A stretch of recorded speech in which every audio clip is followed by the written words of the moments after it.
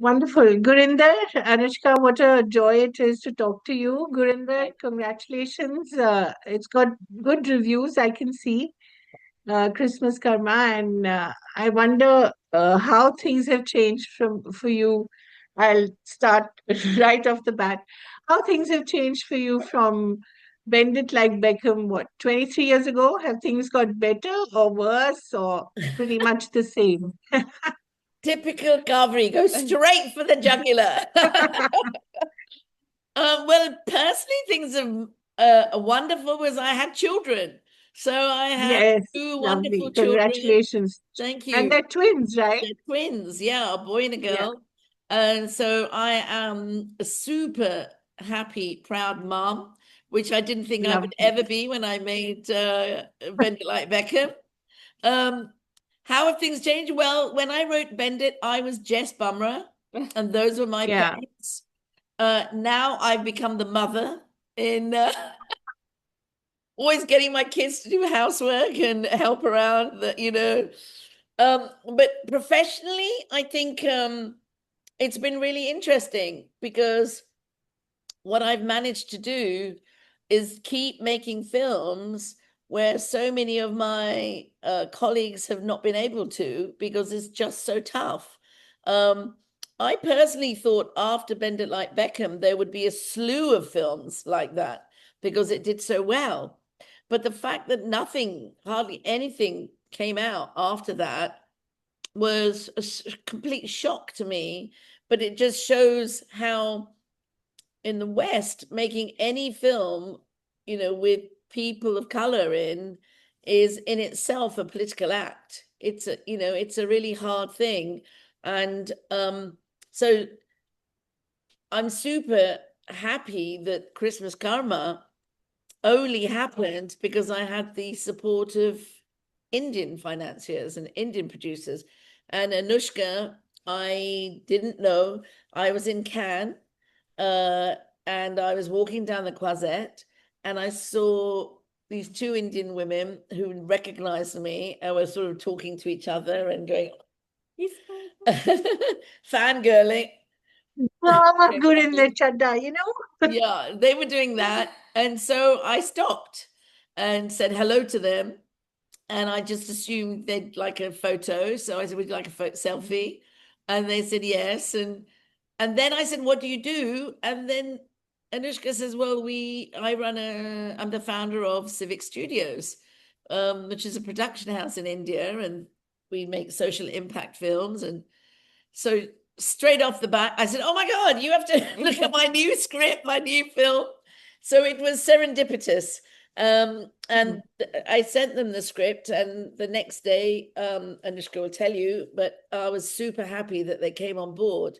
So it was a woman supporting a woman, really. And that's what I've been waiting for my whole career. Or a fangirl supporting an icon.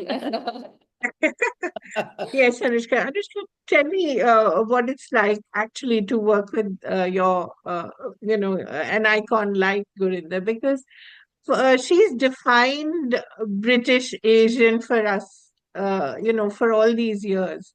So when you finally got to work with her, what was it like? Was she demanding? Was she tough? Was she cool? What was she like?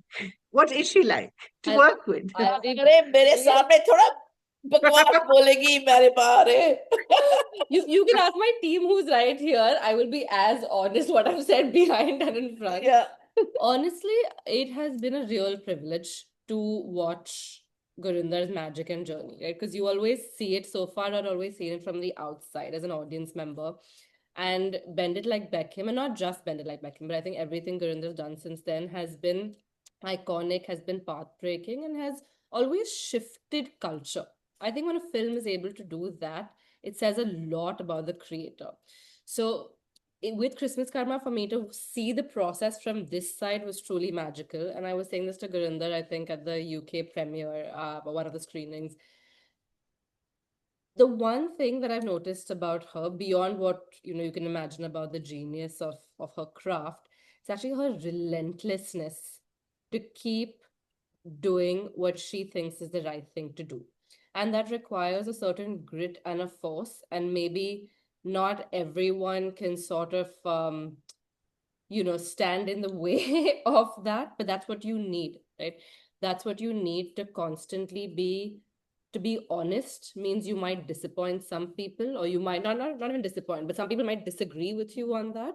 But that's the real challenge. So I think watching someone be this determined, from the biggest vision of the film, the smallest social media post, to from the distribution to the marketing of the film, only when you care about it with this passion will you be that careful in every decision. So I think that's been a real privilege to watch. I'm exhausted just listening to that.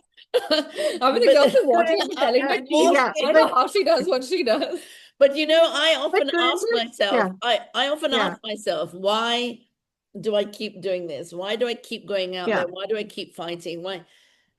Because there's all barriers always saying no, no, no, no. Everything I do is like no, no, no. So it's a miracle. But then I realized why. It's because I'm a sickney. I come from that blood. I come from warriors who went out and fought against forces of evil as they saw them, forces that were about subjugating people. And they just have this relentless, we have this relentless spirit to say, no, this is wrong. This is how we have to do it. So I have to honestly say that my Sikh upbringing has a lot to do with it. Both my parents were very religious. My mum did part every day. I now listen to part every morning and evening. And I tell you, it's a superpower. It's actually a superpower. And it's true of all our heritage. Sometimes religion gets picked up and politicized. But if you go to the core of the beliefs, and my film, Christmas Karma, comes totally from the words of Guru Nanak Dev Ji.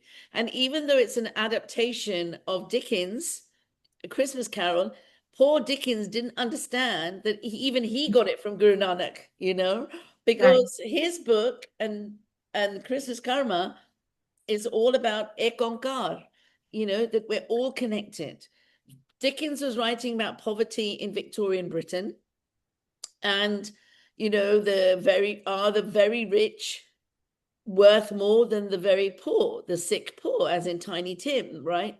And Scrooge has to learn that lesson, right, of what it means to be a human. And in Christmas Karma, it's the same thing, but my Scrooge is traumatized. My Scrooge in Dickens is traumatized because of his childhood. Even in Christmas Karma, my Sood, as I call him, is traumatized because as a child, he ended up having to leave his home in Uganda through no fault of his own, come to Britain, hostile environment. His father dies. This is all a true story, by the way, of someone we knew. That's right, where I got this from. right, Who was always very grinchy at Christmas, but this was why. Um, and so he comes to Britain in a hostile environment and then seeks solace in money. He starts hoarding money. Money will protect him from racism. Money gives him status. Money, money, money. So for me, that was a fantastic way of creating a modern day Scrooge, because so many of our members of parliament at that time were like that. They had the similar background, but were being extremely inhumane in how they spoke about refugees, I felt. And so that's what triggered it for me. But now I think that when I look at it, what does Scrooge learn in Dickens, and what does my Sood learn? What they learn is to be human is when they give. So Tiny Tim is the savior for both of them. When they're able to help him and help Bob Cratchit out of poverty, when they help, that's when they suddenly feel good and feel redeemed. And again, that's a very Sikh principle, the idea of yes, seva. Seva is the thing. And also Sarbadda Pala, that's what I feel. Right. Every film I do is a seva for Sarbat da Pala. It's to Right. for our community, to whichever, however you describe it, in any shape or form, is for the community, to bet the betterment of our communities. So that's why I always go back to prejudice and and stories where people can't be who they are because of circumstances and prejudice around them. And then they find Right. their redemption themselves. And then it's super moving when someone gets through that. And I guess Absolutely. I embody that. And that's why, in answer to your question, I keep going, because that is my role. God has given me this talent, and that is my role, to keep going and talk about things that people don't necessarily want to talk about. And within the film, Right. there's a whole context about empire, of what happened when Indians were taken from India to Africa to build railways. And then in the 70s, Idi Amin was very cross with the British. And to pay them back, he said, right, all the Indians have to go. That's it, done. Which is actually very Trumpian right now, um, but that happened then, and then these people arrived in Britain and did very well and turned to money, and as a way of protecting them from what happened to them. So it's funny how history repeats itself, but it's also important because empire isn't taught in British schools. People in Britain have no idea why there are Indians in England, you know. Yeah. And I constantly go around saying, you see all these big buildings, my ancestors built this. This my ancestors built Trafalgar Square. My ancestors built all of this. Yeah. And people think I'm mad, but I say, no, no. Look at your history. Look at all the wealth that was taken out of India to develop Britain, to develop Britain today. And now that's all gone and everyone's woken up. There's a crisis here, right? Mhm. So it's important to show our history, is my point. Yeah, Yeah. yeah, and I think No, and Gurinder, I love what you do. Say even in Viceroy's house or in Beecham House, you've always looked at the history that we have been taught from our perspective, from a very Indian perspective. When uh, um, Lord and Lady Mountbatten come to Rashtrapati Bhavan and they say, "My God, this this makes Buckingham Palace look like a little outhouse," Yes. and they sort of tuck into that food because they're just coming from wartime Britain, and people are literally starving there. Or in Beecham House, when you show the other side of the East India Company, that there was another side as well, Yeah. and the side that sort of mingled with the natives.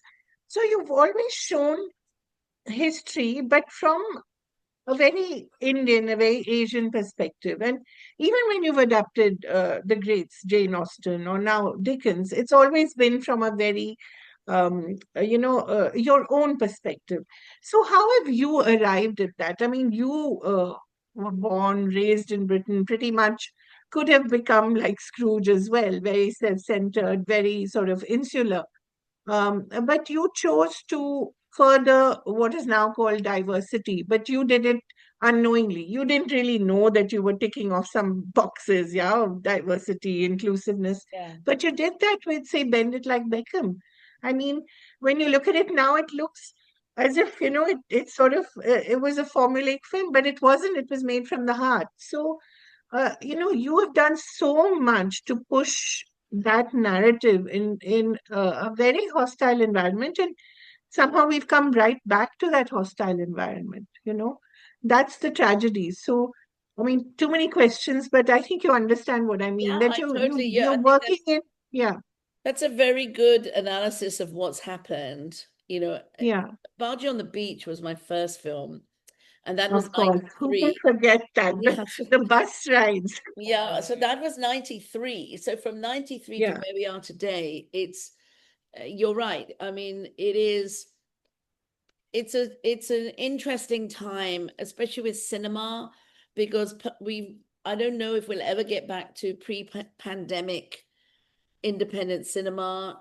People find it much easier to, not go to the cinema, watch movies on the screens, and And so I don't know what's going to happen, but I feel that as storytellers, we have to keep telling our stories and find ways to tell those stories, and I feel like, I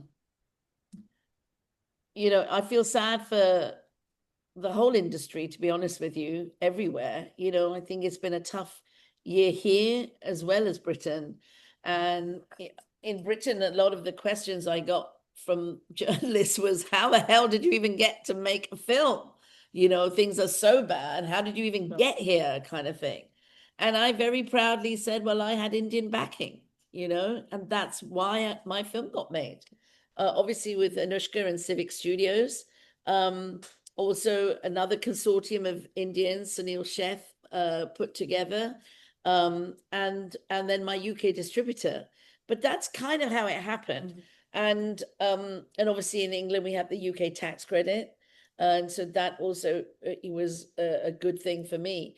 But I do feel that it's hard to tell stories that resonate, because there is a push to perhaps doing big escapist type of movies, or the smaller movies end up on a very crowded streamer platform, so I'm not sure that they get discovered enough. And so with Bend It Like Beckham, that film was successful because of word of mouth. That was the thing. It was when we made the film, we had no buyers in the States. Nobody wanted to buy it. So I said, sod them, let's just release it in England. I made it as a British film. And it was, once it was a massive hit in Britain, people in America started paying attention. But it was a hit in Britain because people were talking about it. And then we knocked The Rock off of #1. And that's when the studio started going, what the hell is this movie that's knocked The Rock off #1? And that's when it got bought in America. And then it came out almost a year later in America. Yeah. So I think that the perception is that films which feature people that look like me or are made by people like me are not economically viable. And even though I've proved the opposite, I think it's still a struggle to get those made. But then I think you also have to take a longer view, because, as Anushka and I were saying, her fund, Civic Studios, her studio, is all about social impact. And ultimately, what the great thing for me is that all my films are studied at universities and colleges all over the world. And students write about them because they cover, film studies, race studies, gender studies, all the different, versions of representation. But they also talk about a view of the world that is rarely seen. And so for academics, that's really the legacy, right? And that's a big reason for us to have supported the film. I think, what you were saying, Absolutely. the Yeah. historical aspect, it's sort of such an important story to capture on a big screen and in storytelling. What colonial legacy was in India, in East Africa, the link between these. So I think it's about history is often written by the victors. And so it's so important to be able to now take ownership on the stories and tell them from a different Yeah. lens.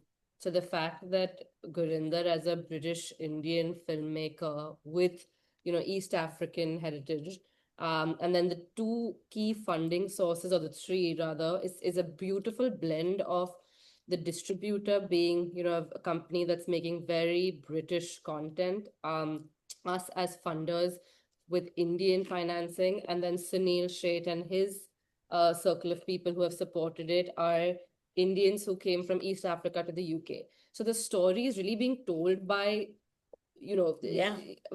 Gurinder is Supposedly the losers. Yeah. supposedly the losers. And I think that's what makes it such a powerful narrative. And it's really a story about redemption and love over hate. So in Yeah. the time that this film was made, Gurinder and I met about 2 years ago. I remember thinking the story is so relevant because there was such a rise in Europe and the West of the anti-immigration sentiment. But Then still when exists. it's got unfortunately just Well, more and more relevant. When we watched the Yeah. first part of the film, that was the same day we had these horrendous riots in London. Do you remember it was the anti-immigration riots? And it was the day where you were like afraid to travel in London as a brown person, which is quite absurd in this Yeah. day and age. But that particular day, watching the film was such a reminder of why it's relevant. And now when it's releasing, we've just had these Tommy Robinson protests where 100,000 people turn up in London. Yeah.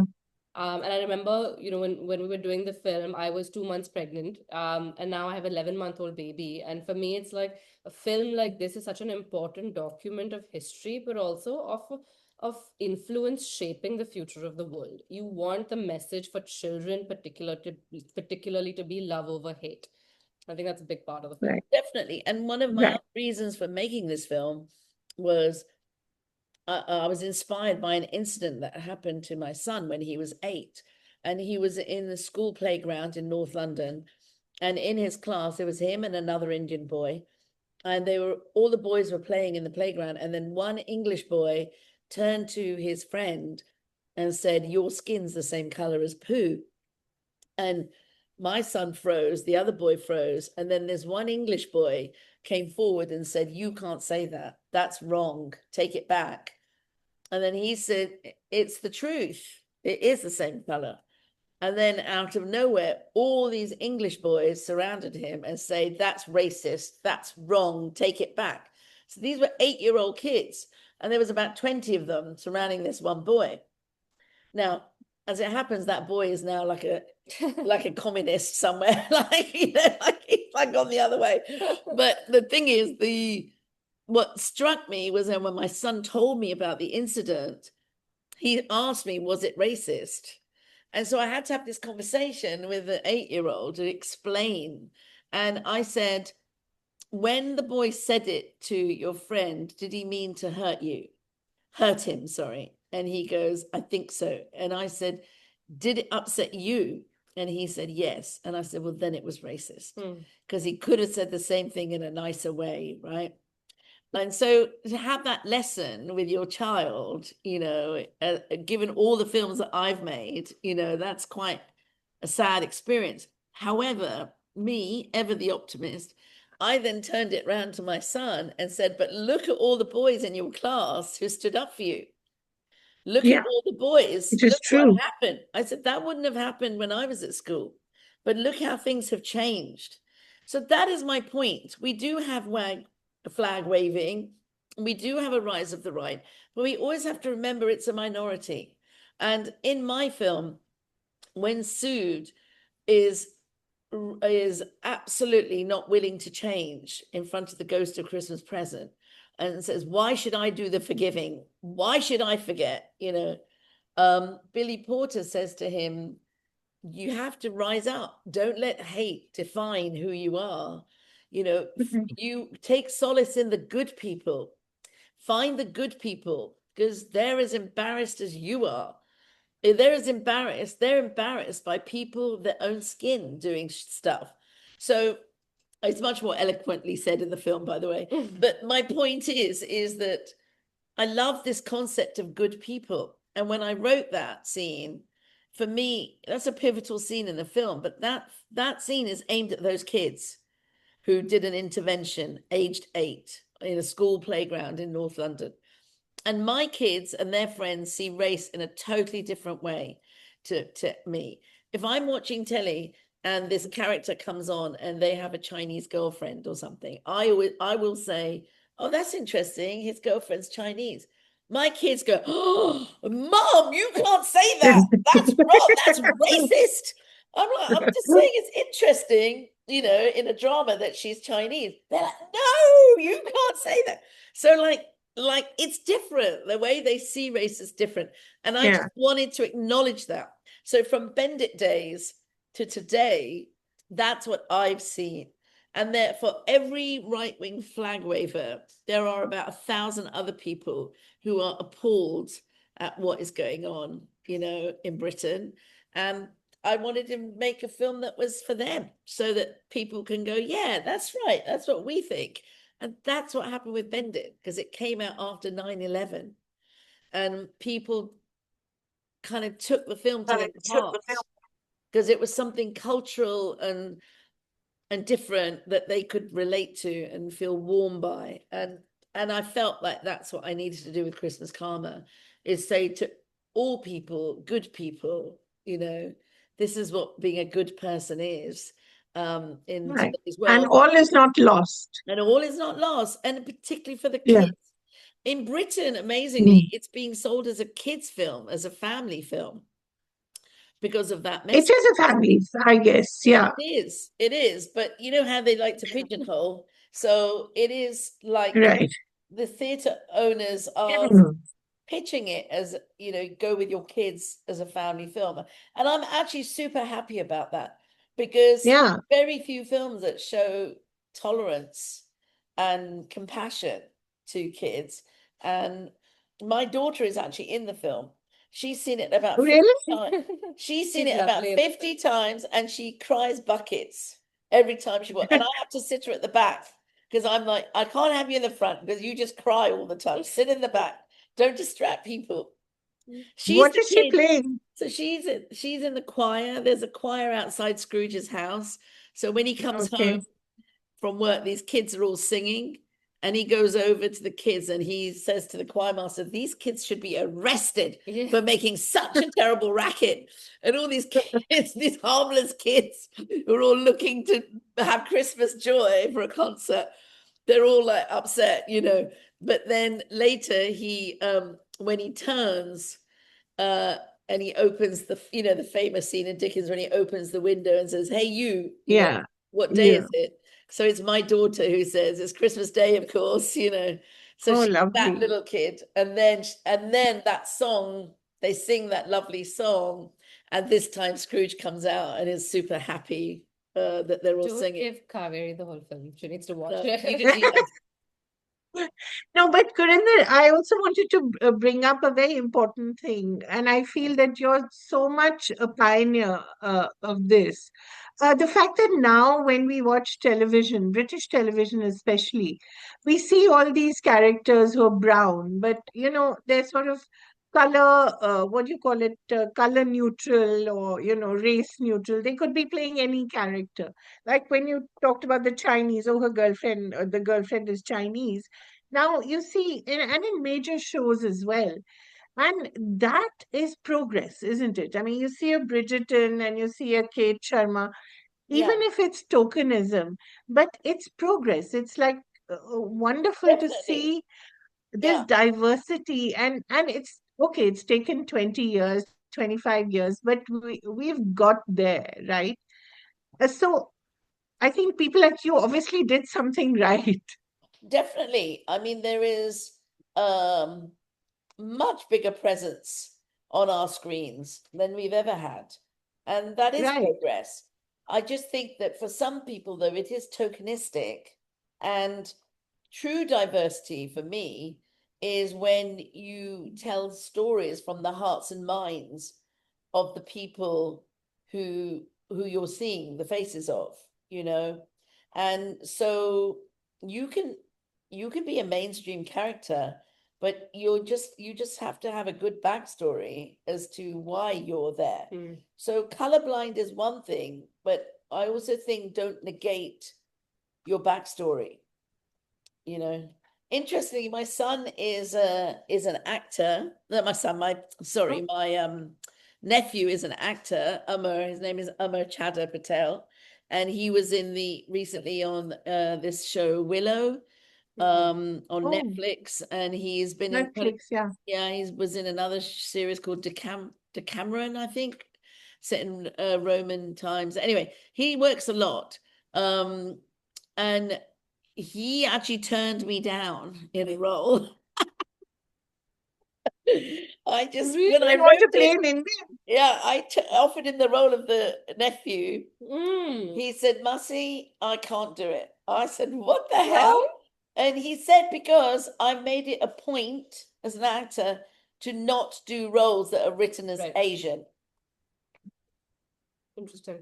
I'm So, I like, mean, yeah, is mate. that, yeah, What is the is point of that thinking good? about Is that that? bad? Is that, it's it's a tough call. I mean, being an actor of Yeah. color is Yeah. not easy But either, how right? great that he's able to make that He's able to, choice, that choice you is very know, Yeah. good. especially in a world full of nepotism, right?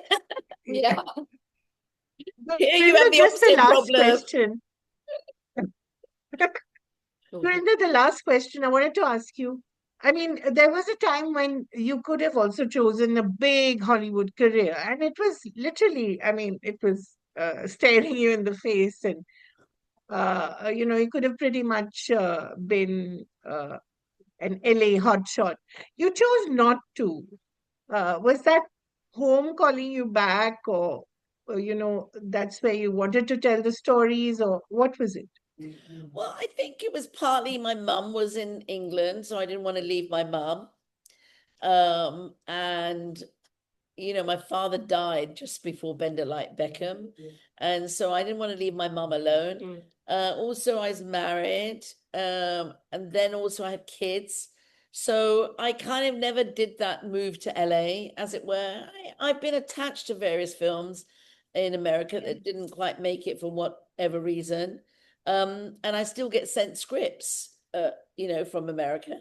But I feel like, my path is to tell these stories that I tell, because that's kind of, how fate has it for me, I guess. And I'm drawn to these kind of stories as well Yeah, I myself. think so. Yeah. Yeah, And also I feel that they are like a recording of history. They are our historical perspective of being a child of immigrants, being part of a diaspora. It's a whole cultural paradigm that I've been pushing, and the world isn't ready to see it as a genre yet, but it is its own genre. And Ang it Lee is, did and it it with will be. Ang Lee did it with Wedding Banquet. That was Absolutely. so. I think that there are other films that will be part of this, but this is a genre, and it is the future. Because as Anushka says, she has a baby, mixed race child, who will be see. These are the films. This perspective will be what's relevant to her, and also my kids.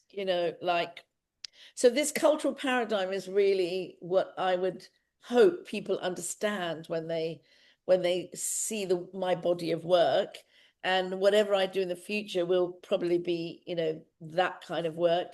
And I think it's interesting in Hollywood right now, they also don't know what works and doesn't work, apart from the really big epics. Yeah, And they're looking to international now. It's a big thing now for them, the international right. market as opposed to Just domestic. American. And I've been And doing the international international from director, yeah, yeah, the international directors, the Chloe Zhao's of the world, they're yes, looking for people with a different perspective. yes. So I see you doing a lot more work in the future. And I do hope the Bend It Like Beckham part two finally comes about. If Yes, that happens, that would that be great. I that think will happen, women's, definitely. yes. Yeah. And I think, Anushka, you better fork out all the money for it. Yeah. I don't know if she's got enough supporters on that. I was just remembering, And Kaveri. Gurinder, how amazing it is, right? You've launched Kiara, you've launched Parminder Nagra, and you've launched a whole lot of global careers as well. Must be feeling good. Very good. Yeah. Hopefully we'll bring them Yeah. all back. That's our plan. But Yeah. I yeah, think it'll be brilliant. really good. Yeah. Thank you so much for your time. And I really, I love all your work. So Thank thank you you for so doing much, what you do. Kaveri. Kaveri, by the way, Thank you. I was remembering that we met a few years ago at Yes, we Media did. We Ruckus did. with Yeah. Yeah. Abhinandan was there. And I think that was we were Right. just starting Civic Studios or thinking about it. So it's nice for this to sort of come I up. think you just come back from MIT lab. That's right. Yeah. Yeah. Yeah. So just started Great. at that point. Thank you so much, both of you. All the You're Nice best. talking welcome. to you. All the best, Kaveri. Bye. Bye Thanks. bye. Bye. Bye.